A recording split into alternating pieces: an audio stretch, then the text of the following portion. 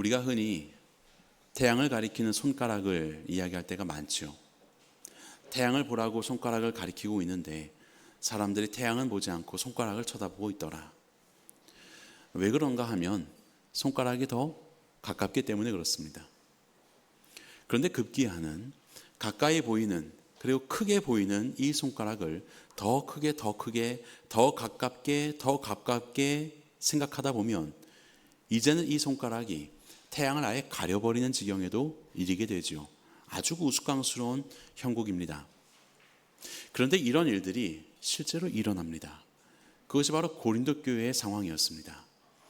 하나님을 말하고 예수 그리스도를 말하는 그 복음 사역 속에서 사람들은 하나님을 보는 것이 아니라 예수님을 보는 것이 아니라 그분들을 가리키고 있는 손가락이 너무나도 가깝고 크게 느껴져서 오히려 봐야 할 것들이 다 가려져 버리고 나는 게바에게, 나는 아볼로에게, 나는 바울에게 속한 자다 라고 그렇게 이야기하는 모습으로 고린도 교회가 변질되기 시작했던 것입니다. 우리는 빛이 비추도다 라고 하는 이 표어로 올해를 살아가고 있습니다. 흔히들 빛이 비추도다 라고 하면은 당장에 생각하는 우리의 사역이 있다면 선교, 전도, 구제, 필요한 곳에 비추어서 그것을 변화시키는 것, 우리는 쉽게 이렇게 생각하지만 사실 가장 먼저 바라보아야 할 것은 무엇이냐면 우리 행하는 그런 모든 일들이 아니라 사실 그 역할을 감당하고 있는 우리 존재입니다. 나는 빛을 비추는 빛의 통로답게 살아가고 있는가? 그 빛이 하나님이신데 그 빛이 우리를 통해서 전파가 될 터인데 우리는 바로 그 빛을 품고 증거하는 교회다운 모습으로 우리의 존재가 살아가고 있는가? 혹 우리 안에서 그 빛이 가려져 버리고 사람의 어떠함들이 더 커져 버리는 그런 모습은 우리 안에 있지는 않은가? 우리는 이것을 점검해 볼 필요가 있습니다. 오늘부터 9월 정도까지 고린도라는 말씀을 함께 나누려고 합니다. 고린도 교회, 신약에 나오는 많은 교회 중에 특별히 그 교회가 가지고 있었던 여러 어려움들이 비교적 상세하게 드러난 교회가 바로 고린도 교회입니다. 우리는 그 문제 하나하나씩을 좀 살펴보면서 고린도 교회가 무슨 문제가 있었는가? 이것이 중심이 아니라 하나님께서 그토록 연약한 교회를 어떻게 비추도록 하게 하는 이 놀라운 사역 가운데 회복시키기를 원하시는가? 혹 그러한 모습이 우리 안에 있다면 우리가 어떻게 회복될 수 있을 것인가를 함께 나누고자 합니다. 그래서 오늘은 고린도, 혹 우리 안에 있는 이 고린도의 모습을 살펴보면서 우리는 무엇을 크게 보고 있는가? 이 말씀을 함께 보려고 합니다. 첫 번째로 사람을 크게 보면 어떤 일이 일어나는가? 사람을 크게 보는 것. 고린도전서 1장은 이렇게 말씀합니다. 내 형제들아, 근로의 지편으로 너희에 대한 말이 내게 들리니 곧 너희 가운데 분쟁이 있다는 것이라. 고린도 교회 안에 분쟁이 있었습니다. 시기와 다툼이 있었습니다. 이것이 바로 사람을 크게 보면 생겨나게 되는 일입니다. 내가 이것을 말하거니와 너희가 각각 이르되 나는 바울에게, 나는 아볼로에게, 나는 게바에게, 나는 그리스도에게 속한 자라 한다. 이런 말들이 들리며 교회 안에 서로가 나뉘어지고 있구나, 시기와 질투 속에서 분쟁하고 있구나, 분열되고 있구나 라고 이야기를 하는 겁니다. 이게 다 왜 그런 거예요? 사람을 크게 보기 때문에 그렇습니다. 고린도라는 도시는 로마에서 매우 큰 도시였습니다. 요새 우리 월드컵 열리고 있는데 마치 그렇게 그 전국 단위의 큰 이 체전, 이스트미아 제전이라고도 이야기하는데 그 큰 올림픽과도 같은 체육대회가 바로 고린도에서 열렸지요. 사람들은 주목합니다. 누가 더 먼저 들어오는가? 누가 더 뛰어난 기량을 보이는가? 그런데요, 단순히 체육대회뿐만 아니라 이 고린도라는 도시 자체가 말 그대로 경기장과 같은 그런 도시였습니다. 그들은 상업이 매우 발달해서 부유한 도시였습니다. 누가 더 많은 능력을 가지고 더 부한 재물을 가지고 있는가? 또 여기는 다양한 세계의 사람들이 모이는 그런 곳이었기 때문에 다양한 문화와 저마다의 철학들이 난무하는 곳이었죠. 누가 더 훌륭한 수사학적인 언변을 통하여 자신의 주장과 자신의 철학을 웅변하는가? 누가 더 연단 속에서 더 높은 자리에 올라가 있는가? 누가 더 그럴듯한 세상적 배경을 가지고 이 무리 가운데 앉아 있는가? 누가 더 설득력이 있는가? 누가 더 그럴듯한가? 누가 더 잘하는가? 그야말로 고린도 도시는 경쟁 사회, 그리고 거대한 경기장과도 같은 곳이었습니다. 문제는 그러한 고린도의 문화가 교회 안에서까지 스며들게 된 것입니다. 그래서 교회 안에서 무엇을 이야기합니까? 수많은 교회 리더들이 있는데 누가 잘하냐? 누가 1등이냐? 고린도전서 보게 되면 아볼로가 언변이 참 훌륭하거든요. 바울은 나는 언변이 좀 부족한 자다 이렇게 이야기하거든요. 언변은 이 바울이 좀 딸리는구나. 게바, 이 베드로 그래도 뭐니 해도 예수님의 수제자이지 않은가? 영적인 혈통으로는 이 사람을 따라갈 사람이 누가 있는가? 바울 예수님의 제자 맞아? 예수님의 바울을 12제자 안에 택하셨는가? 예수님을 눈으로 봤는가? 아니잖아. 게바. 아니면 정말로 그 고린도의 그 헬라의 화려한 수사학을 가지고 정말로 설교를 유수하게 해내는 아볼로. 나는 아볼로가 좋습니다. 바울을 봐라.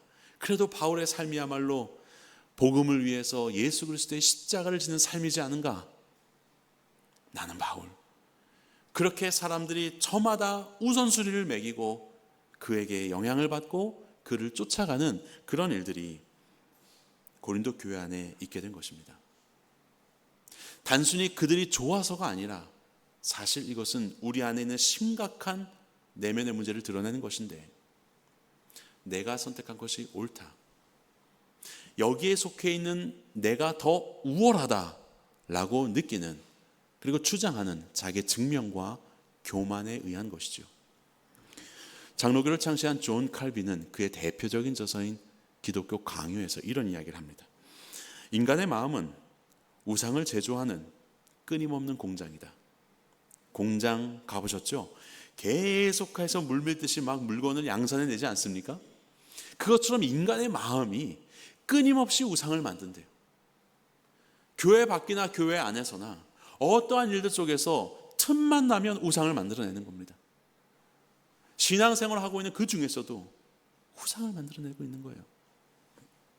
이것이 돈이 되었든 명예가 되었든 권력이 되었든 자기를 증명하고 자기를 드러내고 자기를 더 우월한 존재로 여기고자 하는 그 마음 속에서 하나님도 여기에 도구가 되어서 끊임없이 자기의 우상을 만들어내는 존재, 이것이 죄인인 인간이다 라고 이야기하는 거예요. 사탄은요 너무나도 지혜로워서 이런 것들을 놓치지가 않습니다. 바로 그 시간, 바로 그 사건을 포착해서 사람의 마음 가운데 바로 이 우상을 만들어 버리도록, 그래서 결국 그 모든 영광이 하나님께, 모든 자랑이 하나님께 가는 것이 아니라 사람에게 가도록, 그 누군가, 어떤 목회자, 어떤 설교자, 어떤 성도, 어떤 프로그램, 어떤 교회, 그것을 통해서 결국 나를 드러내려고 하는 것, 이것이 바로 사람의 모습이라는 것을 우리는 알게 됩니다. 사람을 크게 보는 겁니다. 사람을 크게 보니까 시기와 분쟁과 다툼이 생겨나게 되는 것입니다. 나는 여기에 속해 있다, 내 정체성은 여기에 있다라고 그렇게 스스로를 높이고 있는 것입니다. 도대체 왜 이런 걸까요? 사람은요 보이는 것에 끌리는 존재입니다. 에덴 동산에서 범죄할 때도 보이는 열매가 보이지 않는 하나님의 말씀보다 더 커 보였습니다. 출애굽한 이스라엘 백성들, 보이지 않는 하나님보다 보이는 금송아지를 더 숭배하게 됩니다. 왜 그렇도록 우리는 보이는 것에 집착하는 것일까요? 그것이 바로 우리의 연약함입니다. 그리고 보이는 것에서 안정감을 찾으려고 하고, 그러다 보니까 더 두렵고 알 수 없는 때는 더 강력한 무엇인가를 찾습니다. 그것이 사람인 경우가 많죠. 더 강력한 사람의 리더십, 더 화려해 보이는 어떤 환경과 프로그램, 그것이 뭔가 우리의 상황을 더 안전하게 만드는 것 같고, 그래서 그러한 유명세를 쫓아서 거기에 의지하면서 살아가는 것이 어쩌면 우리의 신앙의 모습이지 않을 수 있습니까? 유명한 사람, 유명한 이름 있는 어떤 것, 그럼 나는 마치 안전한 것처럼 스스로 여기는 것입니다. 바로 그것은 보여지고 성과가 있을 것 같은 힘 있는 것에 우리의 마음이 뺏기기 때문입니다. 뭔가 더 많이 가지고 더 많은 배경이 있고 더 그럴듯한 힘이 있을 때 이것이 진짜 힘이 돼서 역할을 할 수 있을 거라고 우리는 생각하기 때문입니다. 그런데 하나님은요, 십자가의 연약함으로 세상의 강함을 이기신 분이십니다. 우리로 세상에 보이는 바로 그러한 그럴듯한 성과를 낼 것 같은 힘에 의지하지 말라고 하시는 것이 하나님의 말씀입니다. 전도에 미련한 것으로 하나님은 복음의 승리를 말씀하시고, 십자가에 연약해 보이는 것으로 세상의 가장 강한 권력과 힘들을 이기신 분, 그것이 바로 우리 하나님이에요. 생명, 부활, 이것이 바로 죽음을 통해서 이루어졌다는 것, 어느 누가 이것을 상상이나 할 수 있겠습니까? 하지만 하나님은 바로 그렇게 일하시는 분이에요. 우리는 언제나 그럴듯한 것이 정말로 그럴듯 것이라고 생각하지만 아니요, 하나님의 역사는 그렇지 않다. 죄라는 것은 결국 하나님보다 하나님 아닌 것들을 더 크게 보는 것에서 시작됩니다. 그러다 보면 이 교회가 목적을 잃게 되고, 사람이 어떠네, 누가 더 좋네 라고 하면서 나는 어디에 속했다, 하나님께 영광 올려드리는 것이 아니라 사람이 자랑이 되어버리고 환경과 프로그램이 자랑이 되어버리는 변질된 공동체가 되는 것이죠. 고린도가 바로 그거였습니다. 고린도 교회에 수많은 문제들이 있습니다. 그런데 그 문제의 가장 첫 시작에 분쟁을 말합니다. 이 분쟁은 단순히 너희가 서로 다름을 인정하지 않고 좀 다양성 좀 인정하고, 그래 너는 그렇게 살아, 난 이렇게 살게 하는 이런 문제가 아닙니다. 이것은 어떤 분쟁과 그걸 참아내지 못하는 도덕적인 문제도 아닙니다. 이 모든 분쟁의 원인은 시선에 있습니다. 네가 뭘 보고 있느냐, 무엇을 크게 보고 있느냐, 바로 그것이 바울이 지적하고 있는 고린도 교회의 가장 첫 번째로 말하고 있는 이 분쟁의 문제의 원인이었습니다. 내가 뭘 보고 있는가? 다를 수 있습니다. 우리는 얼마나 다양합니까? 하지만 그 다름 속에 순위를 매기기 시작할 때 이것이 바로 분쟁이 되는 것이죠. 내게 더 이로운 것 같고, 내게 더 유리한 것 같고, 그것이 더 영적인 것 같고 라고 하면서 스스로 순위를 매깁니다. 세대는 다양합니다. 세대가 다양하면 문화도 다양하겠죠. 그들이 추구하고자 하는 취향도 다를 것입니다. 그러다 보면 예배의 여러 형태와 모습들도 좀 다양할 수도 있겠지요. 교회가 사역하는 사역의 방식들도 다양할 것입니다. 그런데 그 다양함 속에서 우열을 매기기 시작한다면 바로 거기에서 분열이 시작되는 것입니다. 내 방식이 더 성경적인가? 내가 좋아하는 목회자가 더 훌륭한가? 내가 원하는 이 방식의 사역이 더 맞는가? 아니요. 바로 이러한 것에 대해 바울은 이렇게 진단합니다. 고린도 교회야, 너희가 왜 그렇게 분쟁하는지 알아? 너희는 아직도 육신에 속한 자이기 때문이다. 육신에 속한 자요, 어린아이와 같은 자라고 하시겠죠. 그야말로 나 중심적인 겁니다. 내가 보기에 내가 기준이 되어 있는 겁니다.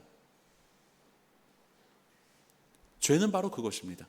스스로 하나님의 자리에 올라서 스스로 재판관 노릇하는 것, 내가 보기에 이것이 옳고 그르고 이것이 더 우하고 저것은 더 열등한 것, 이런 모습 속에서 스스로 중심되어 살아가니 내가 기준이 되어 있으니 그 육신에 속한 자로서 고린도 교회 안에는 수많은 갈라짐들이, 저마다 자기가 다 기준이 되어서 갈라짐들이 일어나기 시작했던 것이죠. 바울이 말합니다. 그리스도께서 어찌 나뉘었느냐? 바울이 너희를 위하여 십자가에 못 박혔으며 바울의 이름으로 너희가 침례를 받았느냐? 구원이 어떻게 이루어졌느냐? 오직 예수 그리스도를 통해서 이루어진 거 아니냐. 그분이 우리의 은혜의 주체가 되신 분 아니냐. 그분으로부터 받은 것이고 우리는 다 통로인데 왜 그 통로를 붙잡고 그것을 자랑하고 거기 안에 속해 있다고 이야기하느냐. 내가 너희를 구원했느냐. 내가 너희를 거듭나게 했느냐. 그렇게 물어보고 있는 거예요. 사람이 왜 그렇게 크게 보입니까?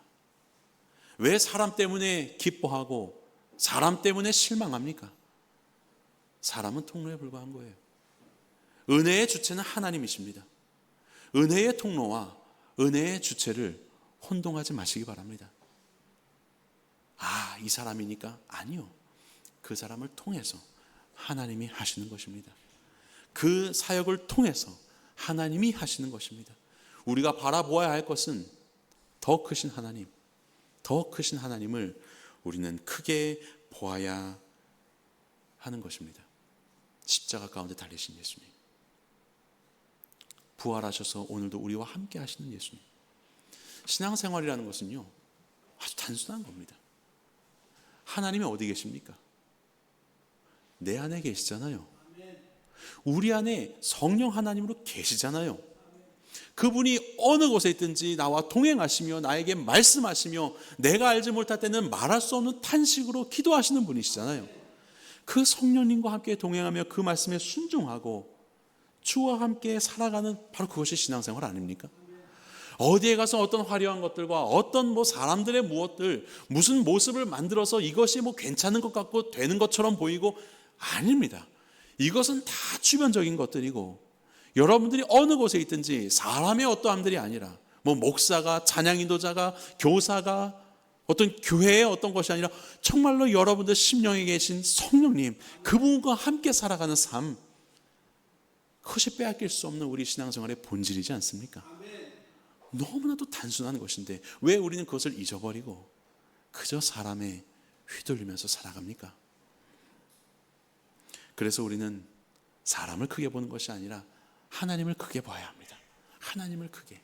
자, 오늘 본문의 6절 7절 한 목소리로 보겠습니다. 시작.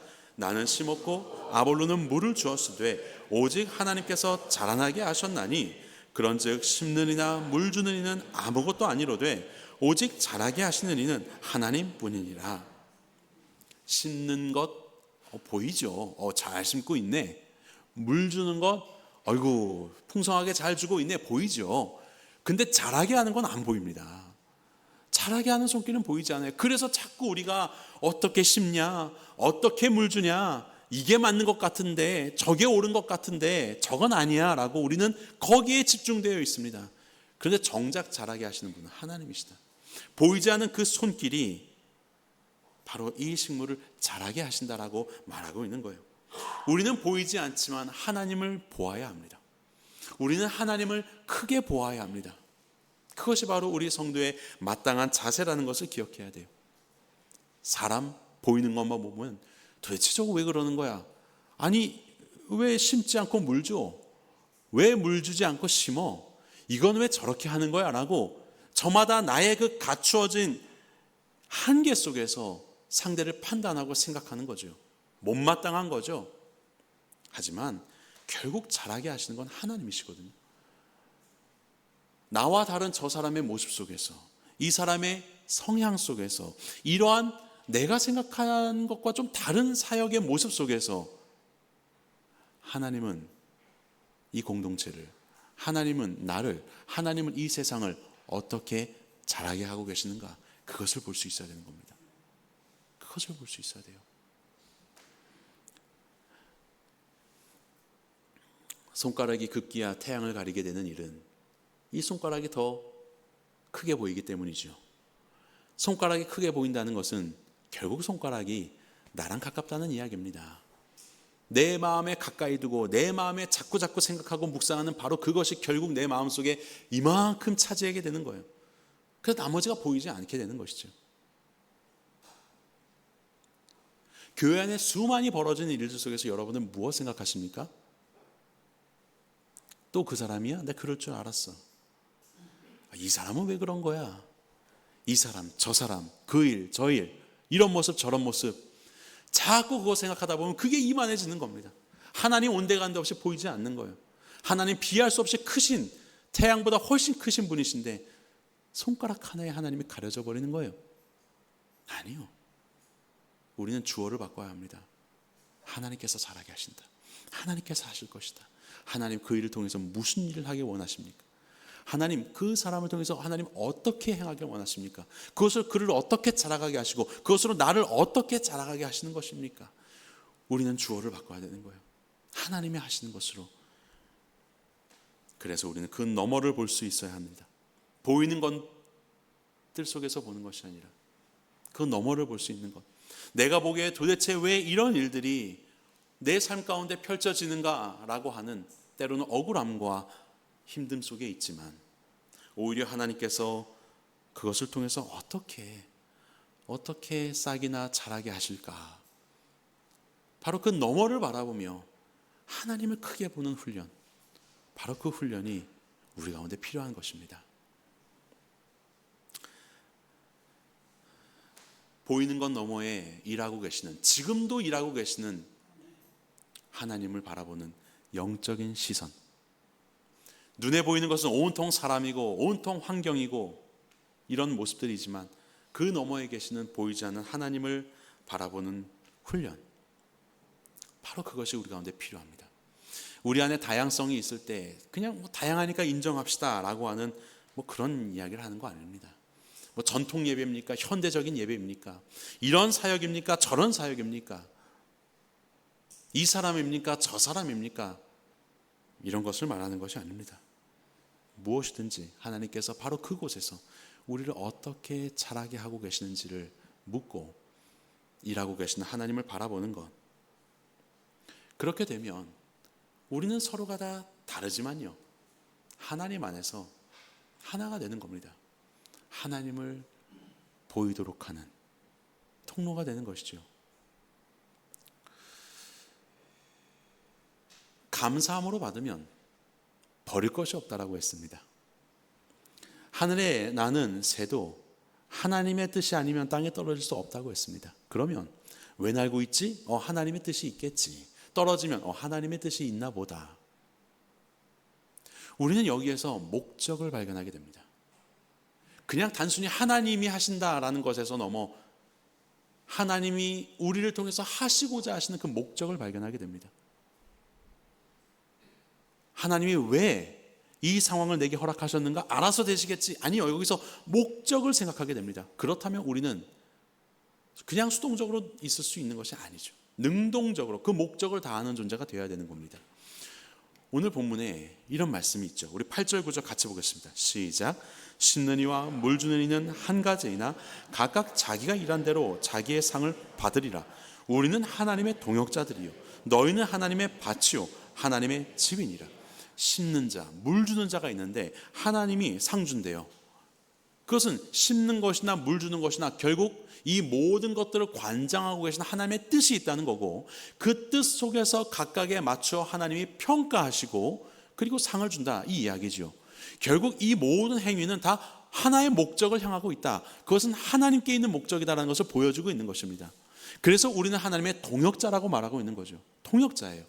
서로 다르지만 우리는 한 목적을 향해서 나아가고 있는 팀이라는 이야기입니다. 서로 하는 일은 다를 수 있어요. 서로 행하는 모습들에는 너무 다양할 수 있어요. 하지만 한 목적, 하나님의 목적을 향해서 우리는 달려가고 있다. 우리는 그것을 바라보게 되면요, 하나님 무엇을 하고자 하십니까? 그 목적 속에서 우리는 나아가게 되는 겁니다.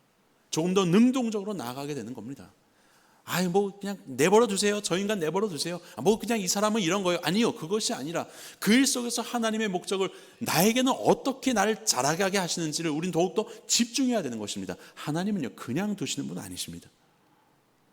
하나님은 일하시고 목적하시는 분이십니다. 오늘도 우리를 삼키려고 하고 우리를 넘어뜨리려고 하는 그 목적 속에서 할 수만 있으면 그 작은 일을 통하여서도 우리를 와해시키고 무너뜨려가는 사단의 세력 앞에서 우리는 오히려 굳건히 서서 하나님의 목적하심 안에 나아가는 영적인 성도요, 영적인 군사가 되어야 되는 것이죠. 그런 의미에서 우리는 다 동역자다. 모든 것들에 하나님의 목적이 있다. 새가 날든 새가 떨어지든 이 모든 상황 속에서 감사함으로 받으면 버릴 것이 없는 것입니다. 때로는 함께하는 공동체 안에서 관계에 어려움이 있습니까? 나와는 조금 다른 그 성향의 사람으로 인하여서 여전히 불편함이 있습니까? 나는 심는 사람이고 그 사람은 물 주는 사람이에요. 나는 씨앗 들고 있고 그 사람은 물 들고 있을 뿐입니다. 그것 속에서 하나님의 목적을 우리는 함께 이루어가는 팀입니다. 하나님을 크게 보셔야 되는 것이에요. 몇 주 전에 제가 에스라와 느헤미야 이야기를 잠깐 나눴습니다. 이스라엘 공동체가 바벨론으로 이제 끌려와서 그곳에서 살다가 하나님의 정하신 때가 이르러 이제 예루살렘으로 돌아가게 되지요. 그리고 그곳에서 성전과 성벽을 재건하고 공동체가 재건되는 그 일 속에 많은 리더들을 사용하시는데 특별히 에스라와 느헤미야 이야기를 한번 나눴습니다. 사람들을 데리고 귀환하는 그 걸음 속에 긴 기간을 가야 되는 거예요. 얼마나 위험합니까? 어떤 강도가 우리를 쳐들어올지 모르고 어떤 짐승들이 쳐들어올지 모르는 그런 상황이었습니다. 그때의 에스라는요, 하나님께 기도하며 결심하죠.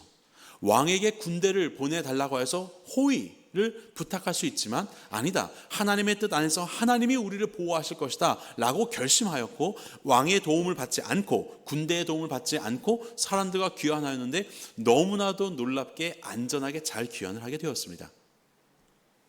느헤미야는 어떻습니까?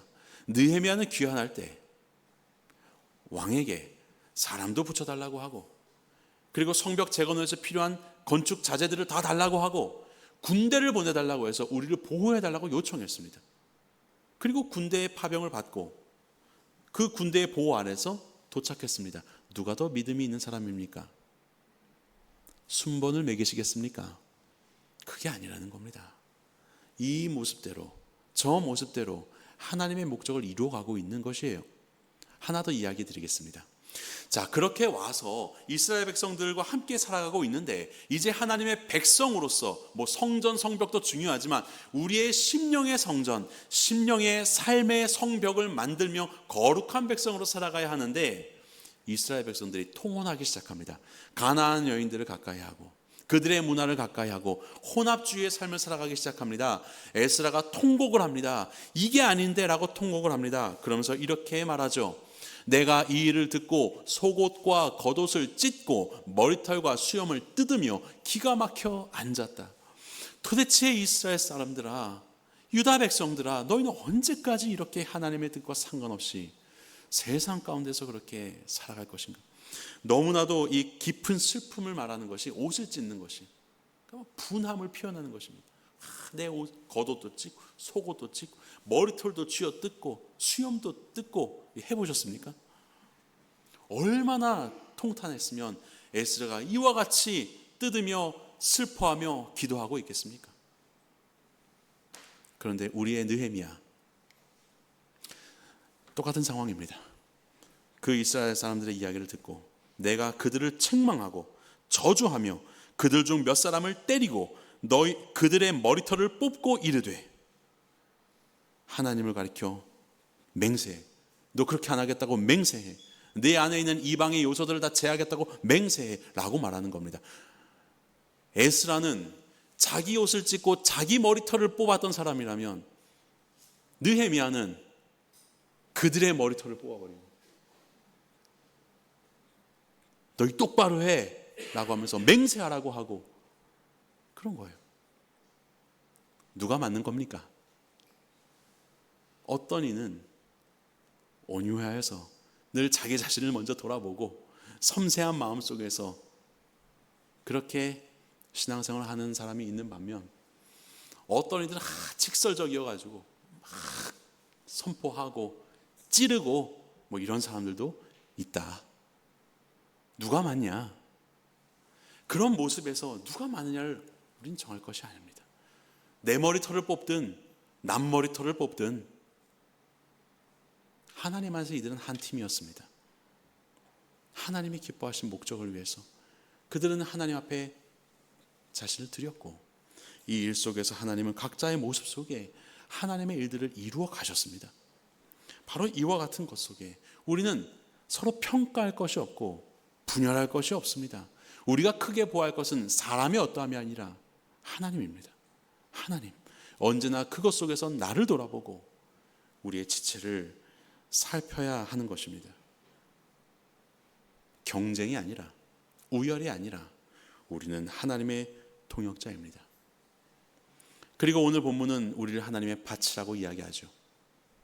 하나님의 밭, 하나님의 목적 아래서 우리는 하나님이 기뻐하시는 결실을 맺어야 하는 존재입니다.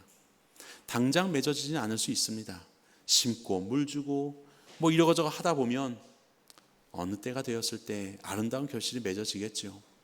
때로는 그것을 위해서 우리는 뒤집어 엎어져야 하는 그런 경작의 아픔을 경험할 때도 있고, 이런 일 저런 일 속에서 자꾸 누구는 심고 누구는 물 주고 누구는 잡초 뽑고 자꾸 이렇게 나한테 이런 일들을 행하는 거야 라고 하는 많은 일들을 당할 수도 있을 겁니다. 하지만 그 속에서 하나님이 기뻐하실 그 목적 가운데 나를 내어드리며 결국 내 삶이라는 우리 공동체라는 하나님의 밭에서 하나님의 열매가 맺어지게 되는 것이죠.